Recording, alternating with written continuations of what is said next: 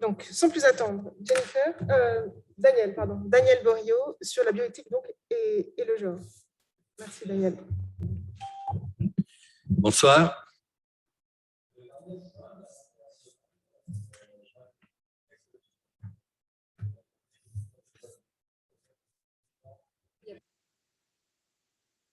Pardon.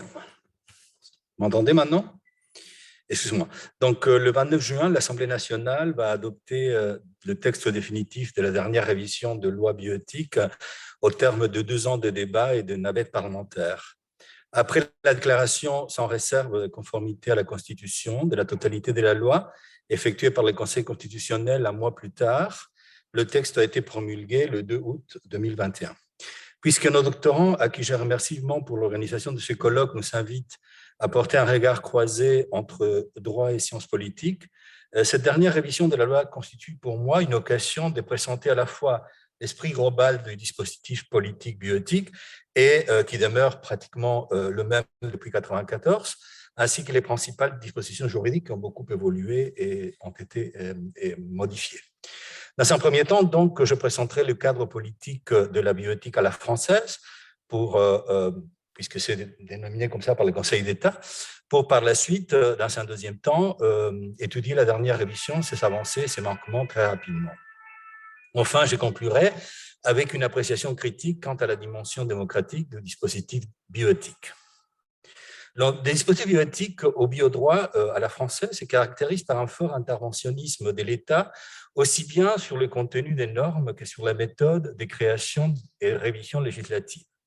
Il suffit qu'une question soit considérée comme appartenant au domaine juridique de la bioéthique pour qu'elle se trouve automatiquement soumise à un traitement politique spécifique. C'est cette spécificité que l'on appelle bioéthique à la française et que je qualifie de biodroit ou de jacobinisme bioéthique. Il fut le fruit de la volonté du président Mitterrand qui, s'inquiétant de l'évolution scientifique en matière de génétique humaine, a propulsé par décret, le 23 février 1983, la création du Comité consultatif national d'éthique pour les sciences de la vie et de la santé. Premier dans son genre au niveau international, ce comité a fait de la bioéthique une véritable question d'État. Depuis sa création, le ton est donné.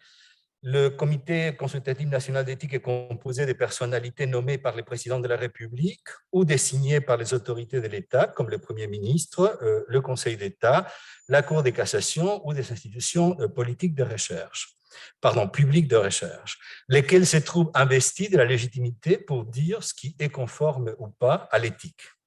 Ces avis sont certes consultatifs, ils bénéficient toutefois d'une répercussion politique incontestable et sont le préalable de toute décision politique en la matière. Donc, outre le recours et les concours du Comité consultatif national d'éthique, d'autres institutions interviennent dans la construction de la règle bioéthique.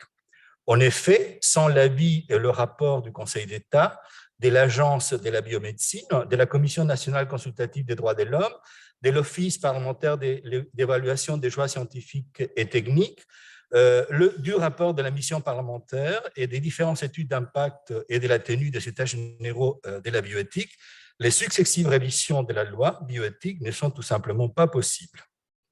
Voici donc une autre particularité du dispositif bioéthique français, sa révision régulière, une espèce de date de caducité, afin que le droit puisse s'adapter aux évolutions de la science et des pratiques médicales. La normative actuelle est le résultat de la 3e révision de 2021. Les autres ont eu lieu respectivement en 2004 et en 2011, sachant que le dispositif de base est de 1994. Une autre particularité est la place prééminente des experts investis d'une compétence morale, pour reprendre l'expression de Dominique Mémy, dans la transition de l'éthique au droit. Malgré l'organisation des états généraux de la bioéthique, une forme de consultation citoyenne, ce n'est pas tant la parole des intéressés qui compte, malades, usagers du service médical, associations, citoyens, mais plutôt la parole des experts désignés par l'administration qui, par le Conseil consultatif national d'éthique ou l'Office parlementaire d'évaluation des choix scientifiques et techniques, contrôlent le contenu et la tenue des débats. Ce n'est pas l'expertise du terrain qui prévaut, hôpitaux, laboratoires, scientifiques, associations familiales, etc., mais la perspective de ces sages d'État qui vont dire effectivement quelle est la parole légitime dans ces débats. Les États généraux ne constituent nullement un contrepoids au discours des experts. Les citoyens sont triés par un comité de pilotage et ne choisissent ni les moments de la délibération, ni les thèmes, et même une fois décidé, le passage au droit leur échappe explicitement et complètement. Pour preuve, alors que les questions relatives à la GPA, l'euthanasie et les suicides assistés constituent des thèmes plébiscités par les États généraux de la bioéthique, ils n'ont jamais été débattus au Parlement.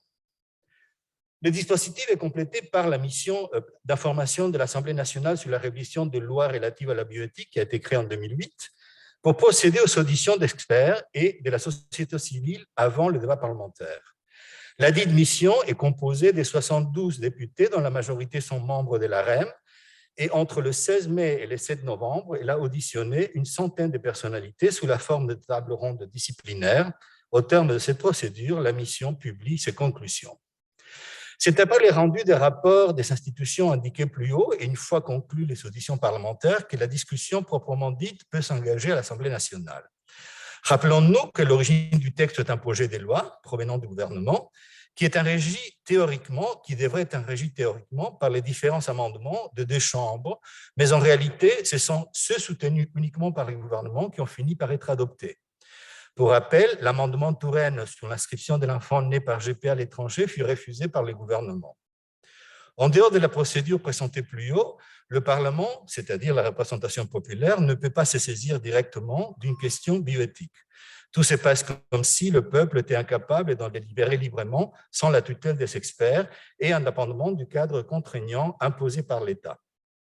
La bioéthique est ainsi devenue un espace sacré dans lequel on n'y pénètre qu'avec l'autorisation des initiés et des institutions. La bioéthique apparaît en France alors comme une discipline de nature étatique, contrôlée par les experts, désignés à leur tour par l'administration. Depuis l'origine, le dispositif est agencé de telle manière qu'aucun argument dans ces domaines n'échappe à l'examen de la puissance publique. En effet, l'administration, avec ses experts, contrôle l'ensemble du processus délibératif et normatif à travers les comités des sages désignés par le président de la République ou par le président des assemblées, par les premiers ministres ou encore par les ministres de la Santé, à travers l'Agence de la biomédecine, ainsi que les rapports provenant de plus hautes instances, de la magistrature, des journées nationales d'éthique, des agences publiques, des missions parlementaires ou des forums des citoyens sous contrôle des experts agréés. De par la composition des institutions habilitées à se prononcer de la tutelle de l'État exercée sur les experts, la production bioéthique est loin de jouir d'une véritable indépendance. Aussi, la sélection des experts conduit au choix des personnalités qui bénéficient déjà d'une reconnaissance officielle, peu incline à une attitude critique. L'avis des citoyens est circonscrit au cercle désigné par l'État qui cherche plutôt à cautionner sa démarche qu'à faire effectivement participer le dit citoyen. Le soubassement du système juridique bioéthique ou biodroit est constitué par 3 lois historiques de 1994 relatives au respect du corps humain, les traitements de données sanitaires et les dons et l'utilisation d'éléments de produits du corps humain, l'assistance médicale à la procréation et le diagnostic prénatal, dont voici le périmètre juridique de la bioéthique. Un autre dispositif est celle de la révision régulière du dispositif. La première intervient par la loi 2004 du 6 août 2004 et la loi du 7 juillet 2011 se constitue la deuxième révision et introduit le principe d'un débat public sur les formes d'états généraux de la bioéthique, précédant la prochaine révision qui doit intervenir donc dans 7 ans, ce qui s'est passé donc en 2021. Donc vous voyez que tout ça, ça prend beaucoup de retard. Enfin, la procédure de la dernière révision a commencé en janvier 2018 avec la publication du rapport de l'Agence de la biomédecine qui fait le point sur la mise en œuvre de la loi au regard de l'évolution de la science et des pratiques médicales. La loi donc de 2017 relative à la bioéthique a finalement été promulguée le 2 août 2021 pendant le projet de loi, après 3 ans de discussions, des milliers d'amendements et des centaines d'heures de débats parlementaires, la manif pour tous dans la rue et la saisine du Conseil constitutionnel. Quelles sont donc rapidement les modifications qui ont été introduites par la dernière révision? Donc, bien évidemment, celle qui a éclipsé à peu près tous les autres, c'est la PMA pour toutes, dont la PMA élargie à toutes les femmes et aux femmes seules, la mesure phare du texte, donc qui a éclipsé, comme j'ai dit, les restes de dispositions de la loi. En ouvrant cette technique aux couples de femmes et aux femmes seules, la loi modifie substantiellement l'esprit de la technique désormais.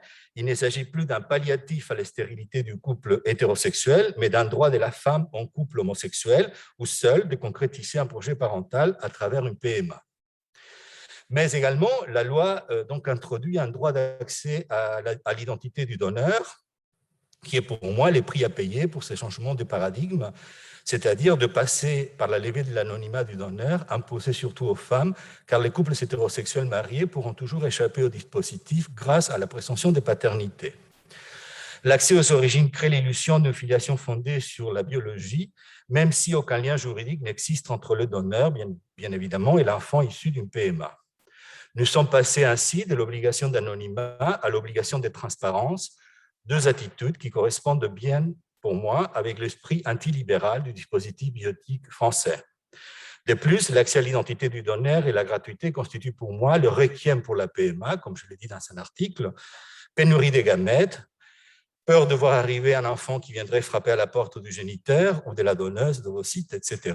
Donc, on a bien vu dernièrement que les couples des femmes continuent à aller à l'étranger pour bénéficier d'une PMA plutôt qu'attendre la mise en place du système national. Également, on a effectué une création d'un nouveau mode de filiation.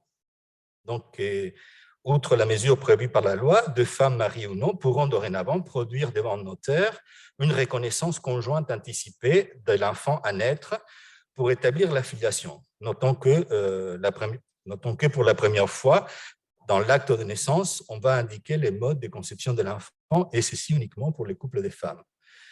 Évidemment, pour les autres couples, on continue à appliquer les droits communs de la parenté ou de la filiation. Également aussi, la loi permet l'autoconservation des gamètes.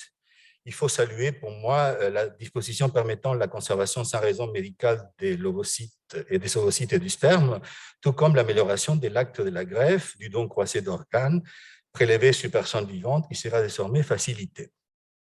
Tout comme l'élargissement des recherches sur l'embryon et les cellules souches embryonnaires, et également les mêmes règles pour le don du sang, qui est passé par un amendement du gouvernement visant à réformer les critères de sélection relatifs au don du sang pour lutter contre les restrictions auxquelles font face les donneurs homosexuels et par rapport donc aux donneurs du droit commun.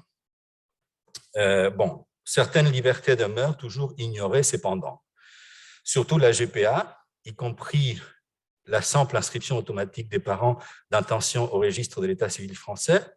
Dans l'état actuel du droit français, la mère d'intention, même ayant fourni l'ovocyte, doit passer par l'adoption pour établir la filiation de l'enfant.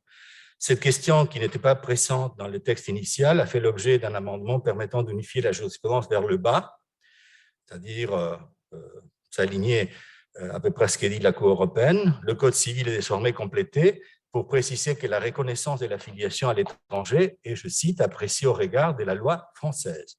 Pour les enfants nés de GPA, la transcription d'un acte d'état civil étranger est ainsi limitée aux seuls parents biologiques. Les seconds parents dits d'intention devra passer par une procédure d'adoption intrafamiliale.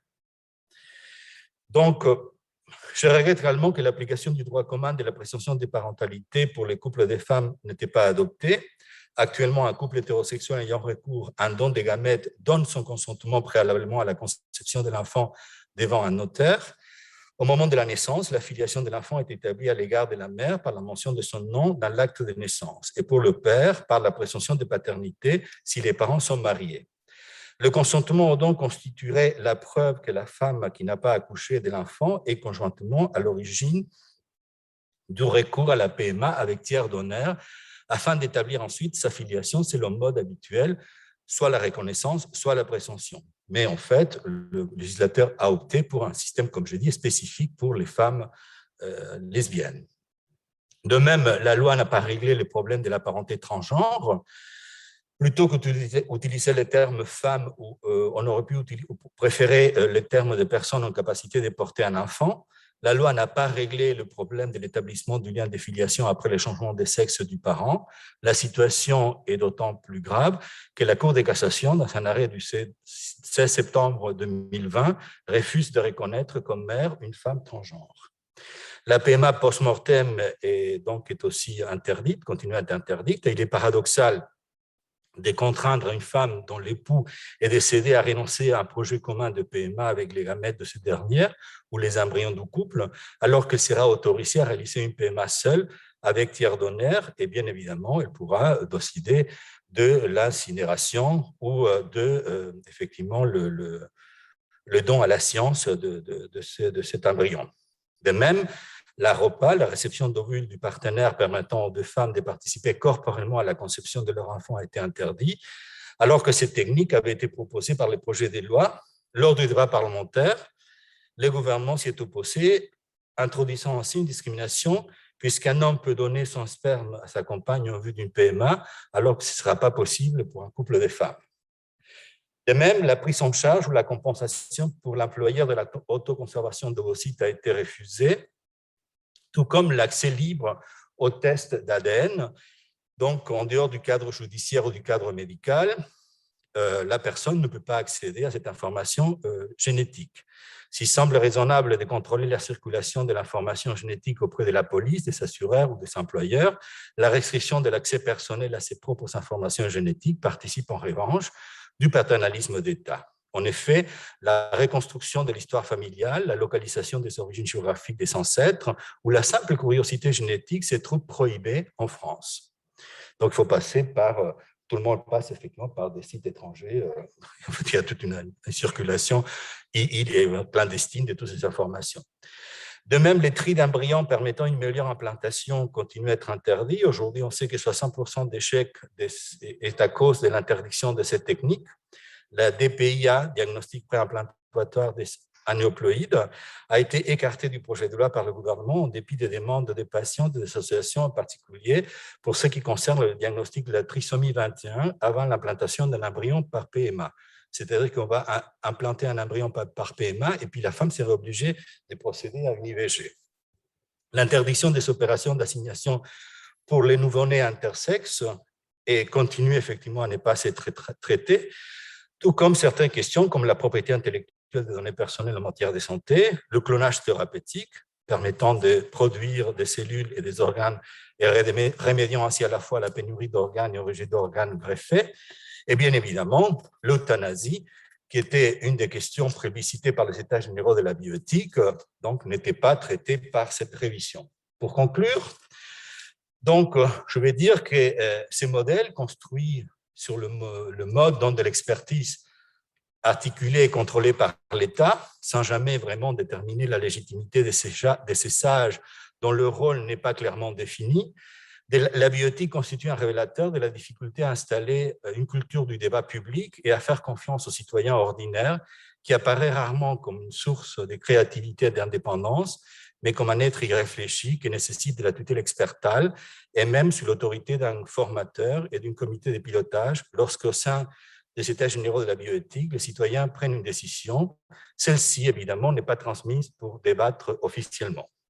De surcroît, l'exclusion par le gouvernement des amendements de sa propre majorité sur la GPA et la ROPA, tout comme l'absence de soutien de la proposition de loi du député Touraine sur l'euthanasie, constitue la preuve du déficit démocratique du dispositif, alors que la majorité de l'opinion publique est favorable, 89% pour l'euthanasie, 60% pour la GPA et 80% pour la DPI pour les maladies chromosomiques.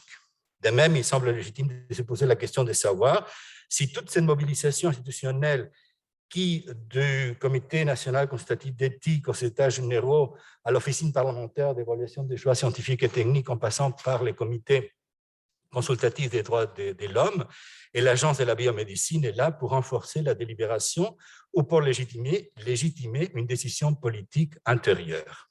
Et c'est d'autant plus que la bioéthique à la française n'est pas conçue pour informer, expliquer et clarifier les enjeux, mais plutôt pour protéger les corps médicaux et la recherche contre les éventuels contentieux, comme l'a démontré Dominique Touvenin, et s'est substitué souvent aux personnes concernées. C'est pourquoi le dispositif bioéthique est destiné davantage à l'établissement des limites et des bornes, plutôt qu'à l'élargissement du domaine des libertés. Plutôt que de parler de bioéthique, et je finis, je vous propose d'utiliser les termes plus appropriés des biopouvoirs, C'est aussi pourquoi, dans cette période de méfiance, voire de défiance vis-à-vis de l'institution et de la parole publique, il est essentiel de remettre les citoyens au cœur de la décision publique. Les citoyens attendent, mieux, ils s'exigent, qu'il soit mise en place une nouvelle gouvernance publique fondée non plus sur des rapports de force, soit-il expertaux, mais sur une plus grande capacité de dialogue et d'écoute. Merci de votre attention.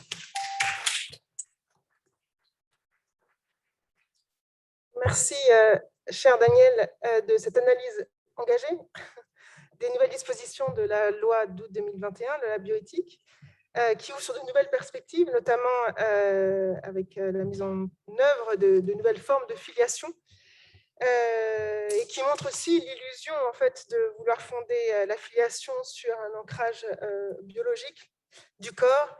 Mais en fait, on peut se poser aussi la question, que faire du corps ici?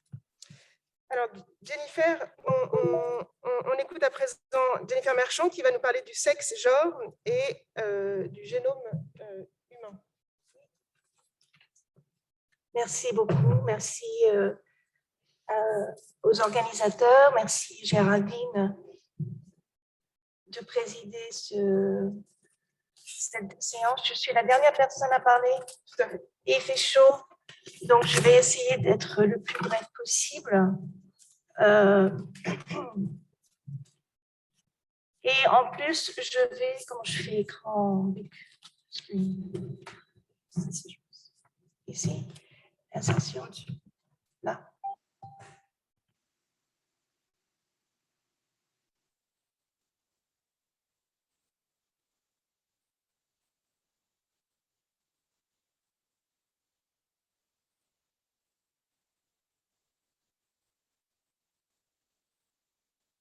Et donc, je m'en excuse si...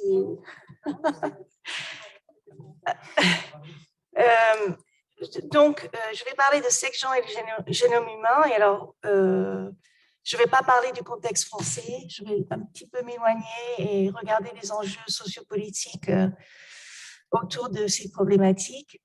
Donc, pour commencer, peut-être vous vous demandez pourquoi il y a une image d'une grenouille en entrée. Il s'avère que cet été, j'étais en train de lire le National Geographic sur une plage et je suis tombée sur un article sur une espèce de grenouille qu'on appelle glass frogs, des grenouilles transparentes, qui existent depuis des millions d'années et il y a 156 espèces de ces grenouilles. On les retrouve depuis le sud du Mexique jusqu'à la pointe sud du Chili. Et cet article m'a appris quelque chose que je trouve va illustrer un petit peu mon propos tout au long, à savoir le concept de gender fluidity.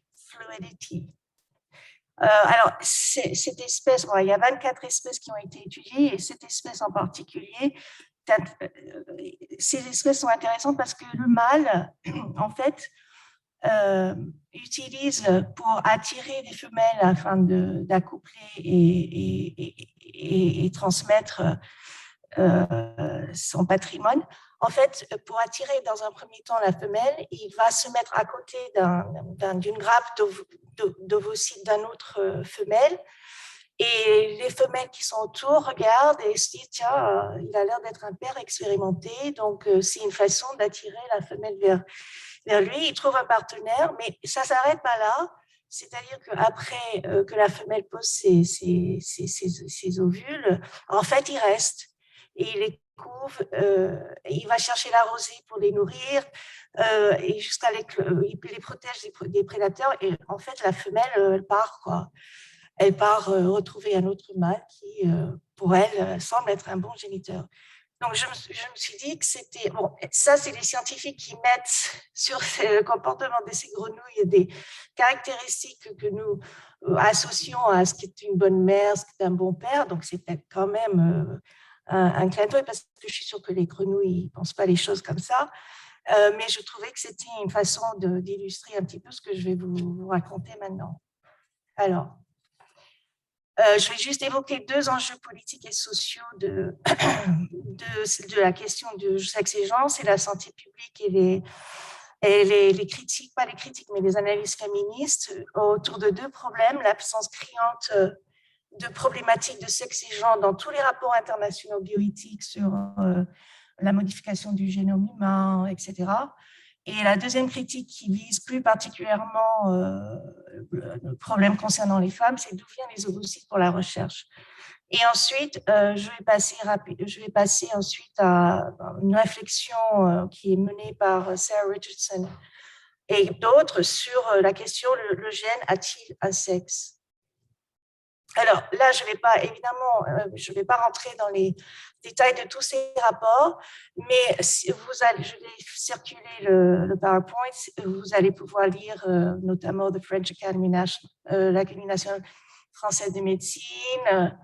Voilà, j'ai donné vraiment les rapports les plus importants sur la réflexion éthique sur le génome humain, notamment le 7e auquel j'ai participé, je dois dire, et où il n'est pas question de genre et de sexe, à part la question de sélection de sexe pour des raisons de vouloir avoir un enfant mâle, ou pour des raisons, j'en parlerai plus tard, de ce qu'on appelle family balancing. Donc ça, c'est un premier constat.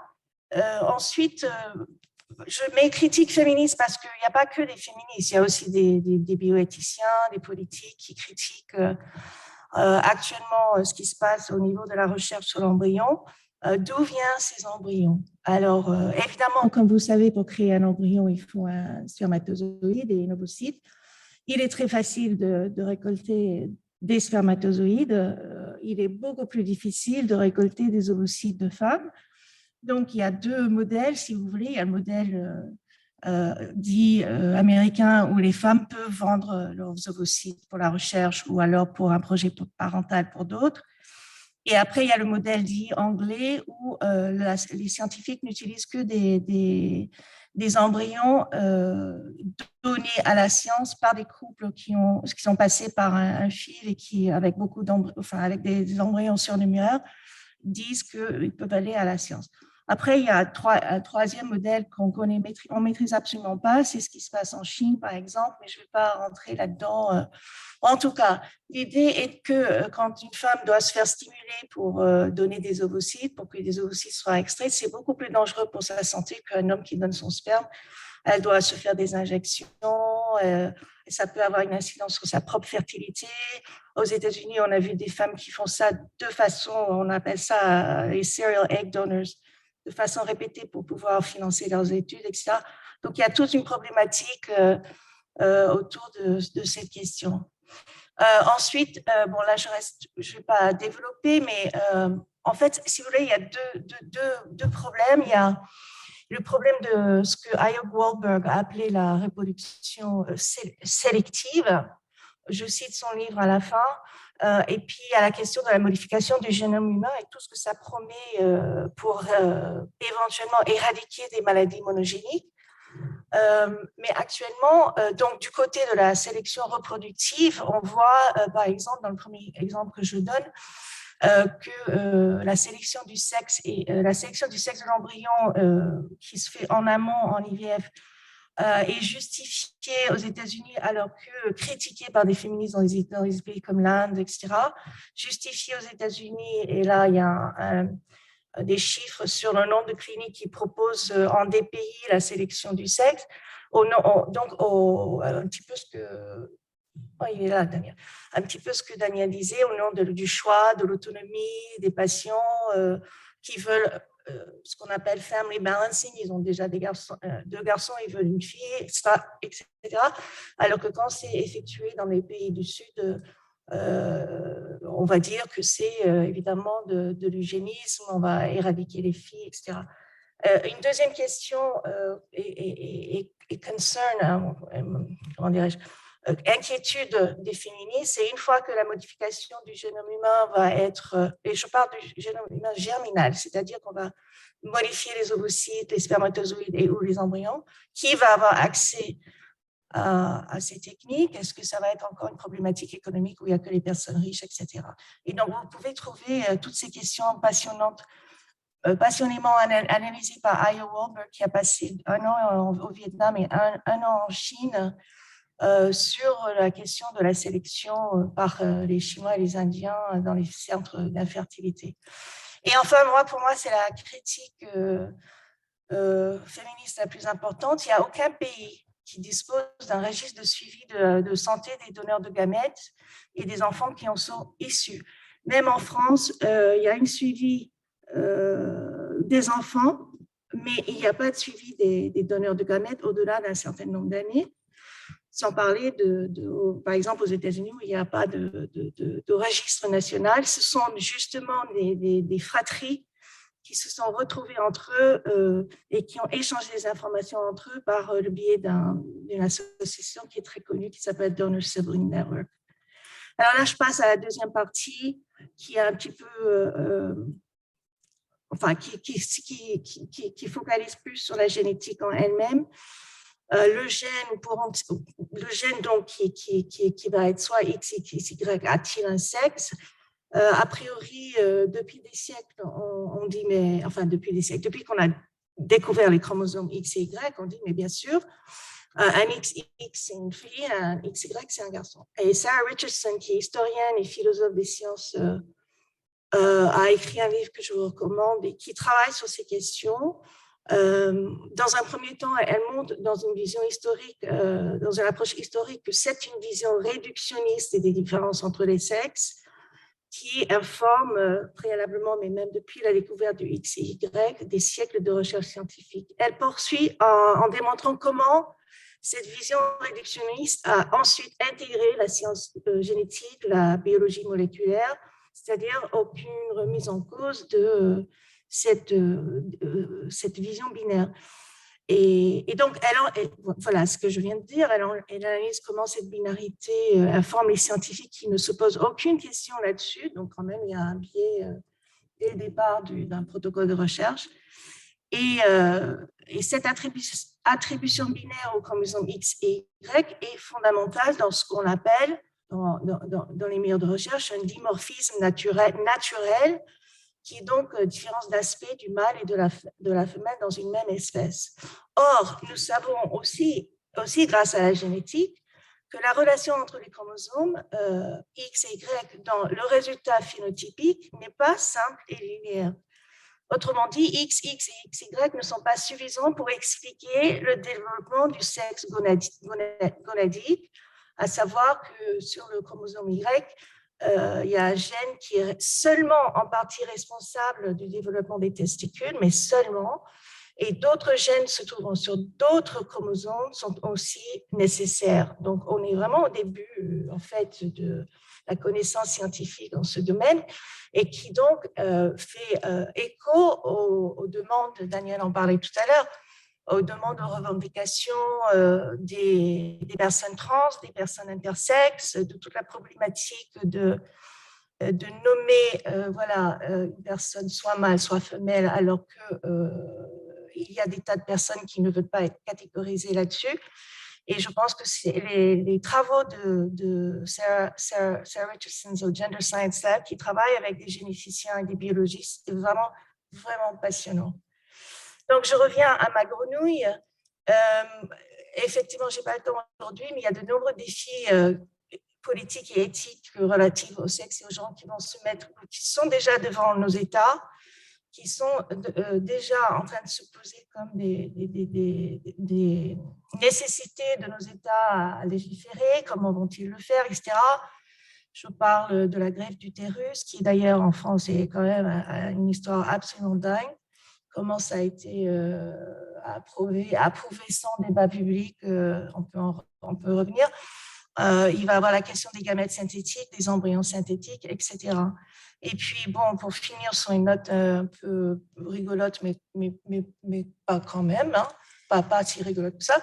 Moi, je marchais dans le métro à Montparnasse en mai 2018, c'était autour de la fête des mères, et j'ai vu cette pub pour Galerie Lafayette. J'étais assez étonnée parce que c'est pas commun dans le paysage français, dans le contexte français, de voir ce genre de pub avec un homme enceint et une femme enceinte. Et enfin, le mois d'après, j'étais à Londres et j'ai appris qu'il y a un Chinois qui a créé la première ligne de vêtements de grossesse pour hommes. Voilà, c'est tout. Merci.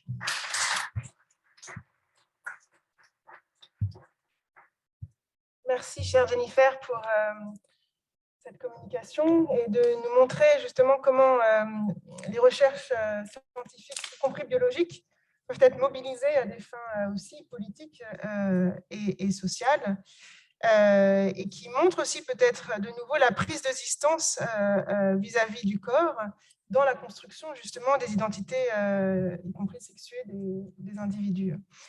Alors, est-ce qu'on peut tout de suite laisser place à des questions de la salle, du public, concernant ces deux dernières interventions? Est-ce que vous avez des questions spécifiquement justement sur cette nouvelle loi bioéthique 2021 et sur ce concept de genre que Jennifer analyse par rapport au féminisme et aux recherches biologiques? Natacha. Oui, merci. Intervention, c'est toujours des sujets qui sont passionnants et dont on aime discuter au CERSA dans des cadres plus informels, et donc c'est bien de pouvoir le faire aussi de manière plus formelle. Moi, j'avais une question pour Daniel. Donc, un de tes arguments est de souligner qu'on est en France dans une forme de gouvernement des sages d'État, en mettant plein de guillemets, hein, bien sûr, autour de ce terme de sage. En tout cas, voilà, de souligner la place exorbitante en fait qu'occupent ces experts. La question que je me posais, je suis désolée, hein, c'est vraiment une question de curiosité et de méconnaissance, donc voilà, mais je ne doute pas que tu puisses y répondre. Dans quelle mesure est-ce que ces experts ont évolué, ont changé au fil du temps dans leur ou pas, dans leur profil sociologique, dans le type d'expertise qui sont mises en avant, je sais pas, dans voilà, le type de gens qui sont reconnus comme, tu disais, comme légitimes pour penser ces sujets-là et prendre des décisions à la place des Français, pour reprendre un peu ton argument. Merci Natacha pour ta question.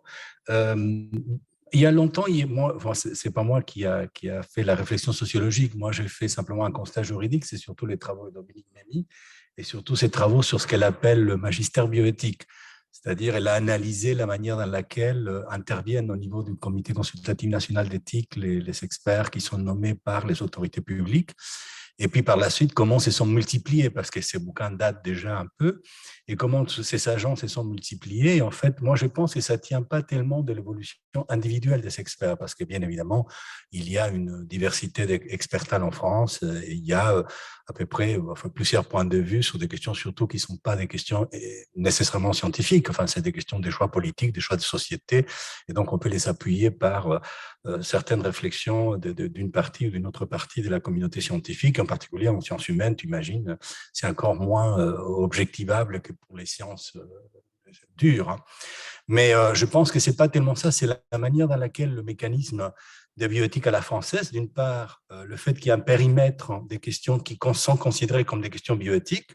Par exemple, l'identité des genres n'est pas une question bioéthique en France, d'un point de vue juridique. Hein. Alors, c'est une question éminemment bioéthique, l'identité des genres, mais ça ne rentre pas dans le périmètre de la loi. Peut-être ça pourrait rentrer si un jour, dans les états généraux, ou les comités d'éthique décident que, enfin, je pense que c'est peut-être pas très bien que ça puisse rentrer, parce que si ça rentre dans les périmètres de questions, il faut attendre la révision de la loi, et puis après faire intervenir tous ces agences, tous ces comités, toutes ces instances publiques pour après donc pouvoir débattre de cette question. Donc parfois, échapper au dispositif, c'est une bonne chose. À l'occurrence, on a pu faire beaucoup de lois sur la question d'identité du genre, justement, je pense, parce qu'on a échappé à tous ces dispositifs tutélaires expertales.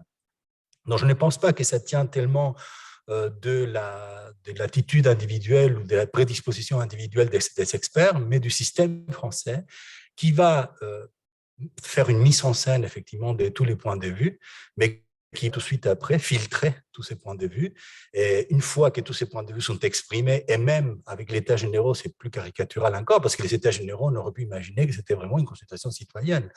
Quand on voit la manière dans laquelle sont organisés les états généraux, la manière dans laquelle on peut poser les questions, comment les questions viennent toujours de l'expert, comment on doit répondre, comment les questions sont filtrées quand elles sont faites par Internet, etc., etc. Donc, ça, c'est beaucoup étudié par des sociologues. Et donc, la question, c'est comment ces questions sont sélectionnées après, et elles arrivent au rapport du Comité consultatif national d'éthique. Il y a des questions qui n'arrivent jamais. Le cas caricatural, je dis, c'est l'euthanasie. L'euthanasie était plébiscitée par les États généraux et par 90% de l'opinion publique française. Eh bien, on a considéré que ça ne rentre pas dans le périmètre du débat de loi bioéthique. Tu vois? Donc, alors que l'opinion publique, les philosophes, les experts, enfin, tout le monde était, et les gens étaient plutôt d'accord pour que la question soit débattue. Donc, je pense que ça ne tient pas tellement de l'évolution individuelle des experts, mais du mécanisme proprement dit de sélection institutionnelle des thèmes qui vont être considérés légitimes ou pas dans les débats parlementaires. Merci beaucoup pour vos exposés. J'ai une question pour Daniel. Je ne pense pas qu'une clé d'explication de la position française assez paternaliste vis-à-vis de ces questions, c'est un angle mort de la recherche, je trouve, à savoir les préférences religieuses et les pratiques religieuses des hauts fonctionnaires et des politiques. Moi, j'ai vu qu'une seule étude sur le sujet de Luc Rouban qui montrait qu'il y avait quand même une différence assez nette de pratiques religieuses chez les hauts fonctionnaires par rapport au reste de la population. Mais voilà, c'est qu'une étude toute petite. Voilà, elle avait plein de limites. Voilà, est-ce que c'est pas une piste pour essayer de comprendre la situation? Merci Thomas pour ta question. Donc là aussi, il y a des travaux qui datent. Par exemple, Dominique Mémy avait montré qu'à l'époque, dans la constitution du Comité constitutionnel d'éthique, il y avait 65% d'experts qui s'est déclaré catholiques, ouvertement. Donc, peut-être qu'il y avait plus qui ne se déclaraient pas catholiques, mais qui s'est déclaré ouvertement catholiques. Alors après, je ne sais pas si le fait de se déclarer catholique a une influence dans la manière dans laquelle il s'aborde la question, mais en tout cas, c'était fait comme ça.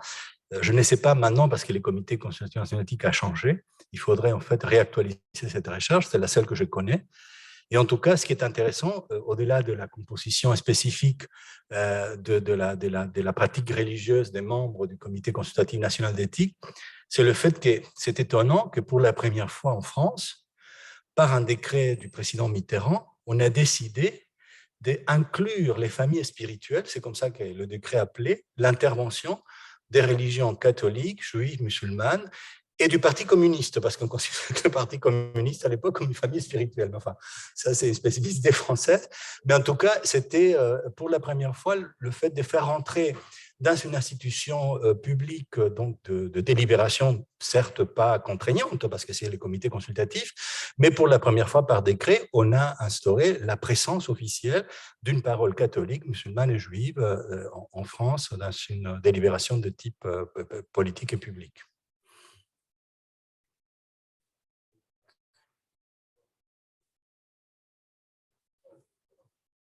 Oui, je crois, oui, évidemment. Oui. Mais je ne sais pas si c'est ça qui l'a influencé ou c'était de vouloir inclure dans les débats publics les représentants des principales religions françaises. Enfin,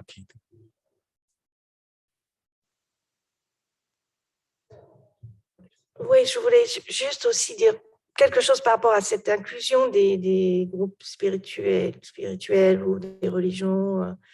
On voit ça dans tous les comités, dans tous les comités d'éthique, du moins dans le Nord. On inclut des représentants de ces groupes. Et d'ailleurs, je dirais même que dans le groupe de travail sur lequel j'ai participé pour le rapport du NAS, la religion était l'importance de la religion dans la réflexion éthique et surtout de la religion catholique aux États-Unis, puisque la bioéthique est un peu issue du catholicisme américain, était claire et définie. Et moi, ce que je trouve en France, c'est qu'il y a peut-être cette influence catholique, mais on fait semblant qu'elle n'existe pas. On fait semblant, même s'il y a des représentants des cultes au comité d'éthique, on fait semblant qu'ils n'ont pas la même importance qu'un médecin ou qu'un juriste. Et donc, j'ai constaté cette différence entre les deux types de systèmes, mais voilà.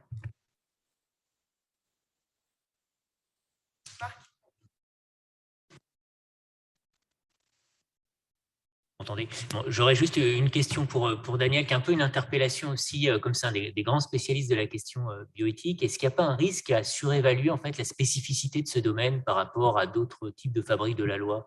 Et moi, en t'écoutant, en n'étant pas du tout spécialiste de cette question, il me semble que beaucoup de processus correspondent assez à ce que tu appelles le gouvernement des sages. Je pense à la loi Egalim sur l'alimentation, où en fait les états généraux ne sont pas nécessairement, l'ensemble des débats sont intégrés ensuite dans le processus décisionnel ou sont passés en avant. Je pense à la République numérique, c'est la même chose, il y a une co-consultation qui en réalité est totalement artificielle. Donc ça, c'est une première question. Et l'autre élément, je te trouve là aussi un peu une interpellation assez dur sur finalement ce processus. Est-ce qu'on ne peut pas l'inscrire aussi dans une logique un peu quand même incrémentale? C'est un terme qui a beaucoup été repris et qui est assez classique aussi en sciences politiques, en voyant qu'en réalité, par exemple, la question de la PMA pour les couples de femmes a été écartée dans la loi relative à l'ouverture du mariage aux couples de même sexe, alors qu'il y avait des amendements et sous-amendements qui étaient proposés, et qu'en réalité, on le voit revenir. Donc, voilà, tous les thèmes ne sont pas dans ces lois de révision vraiment voilà, établi, mais tout de même, il me semble qu'il y a, c'est bien révisé. Donc, c'est voilà, un questionnement. Oui, tu as raison, Marc, de l'observation.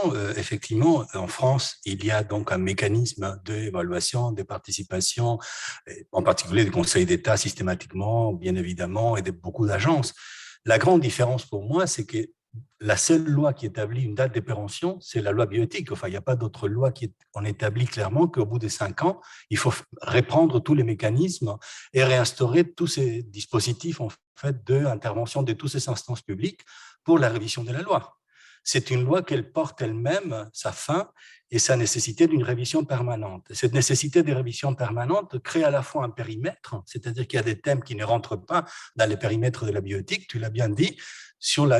À l'époque du mariage pour tous, par exemple, on a dit on ne va pas traiter de la PMA, alors que c'était une question qui pourrait éminemment être traitée par le législateur pour c'était modifier les codes civils. Et donc, le code civil, c'est les codes qui règlent les questions de filiation, non pas par excellence, plus que d'autres codes, mais on a considéré comme c'était une question qui relève de la bioéthique, la PMA, on ne devrait pas la traiter.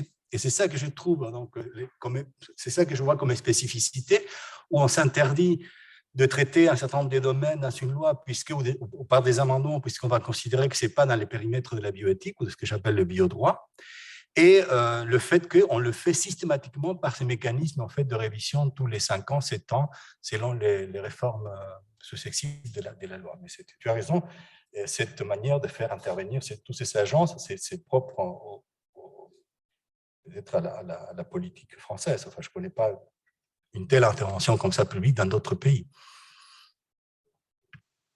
Je voulais répondre parce qu'il me semble qu'il y a une différence, c'est que effectivement, il est de bonne politique de mettre en place des institutions permettant de consulter les personnes qui vont être directement concernées.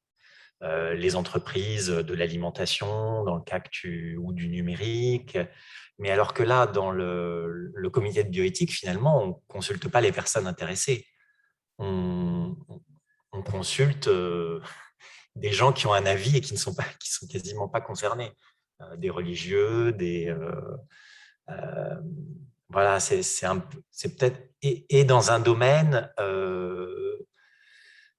où on peut quand même estimer que c'est à la personne elle-même et pas à l'État de savoir ce qui est bon pour elle. Enfin, c'est ce que les révolutions des années 70 dans le domaine des droits ont voulu poser.